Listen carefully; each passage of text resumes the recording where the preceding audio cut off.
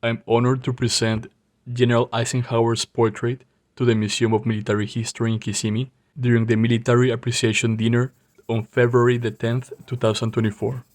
The portrait was painted live at the museum, and I'm going to show part of the process I did to make this work of art and also narrate part of General Eisenhower's life and biography that I found in Britannica.com. General Dwight David Eisenhower was born on October 14, 1890 in Texas.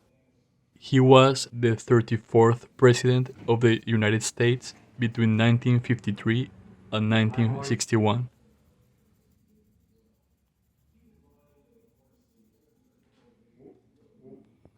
He was the Supreme Commander of the Allied forces in Western Europe during the Second World War.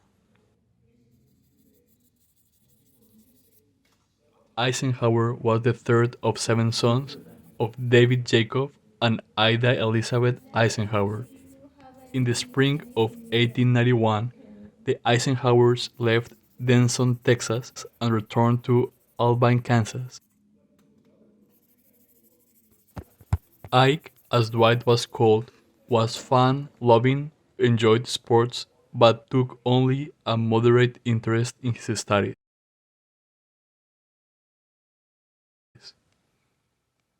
The latter was, perhaps, a sign of one of his later characteristics, a dislike for the company of scholars.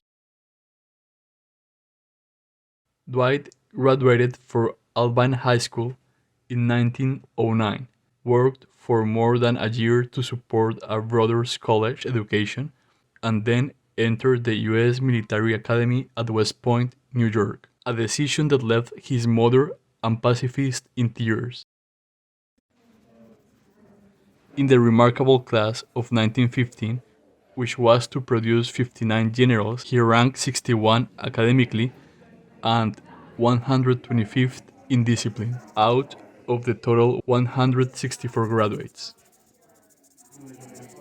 After being commissioned as a second lieutenant, he was sent to San Antonio, Texas, where he met his future wife and got married.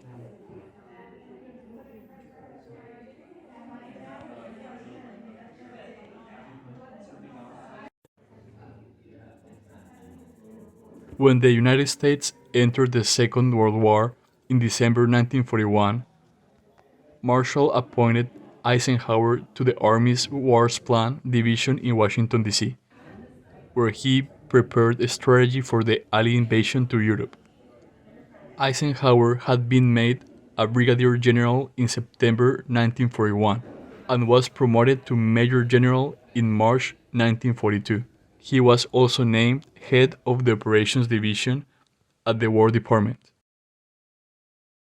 In June, Marshall selected him over 366 junior officers to be commander of the U.S. troops in Europe. Eisenhower's rapid advancement after a long army career spent in relative obscurity was due not only to his knowledge of military strategy and talent for organization, but also to his ability to persuade, meditate, and get along with others. Men from a wide variety of backgrounds, impressed by his friendliness, humility, and persistent optimism, liked and trusted him. A phrase that later became one of the most famous campaign slogans in American history seemed to reflect the impression of everyone who met him. I like Ike. Okay, this was a brief introduction to Ike's biography, but if you enjoy history, I really recommend you to keep researching because his actual biography is huge. He has extensive accomplishments not only in his military career, but also as a president. I would recommend you to visit the Museum of Military History in Kissimmee because there is an excellent exhibition with different kind of original artifacts, books, documents, also knowledgeable people and guides who could explain topics in depth. And you will also find original artwork as the one you saw I was painting live at the museum during this video.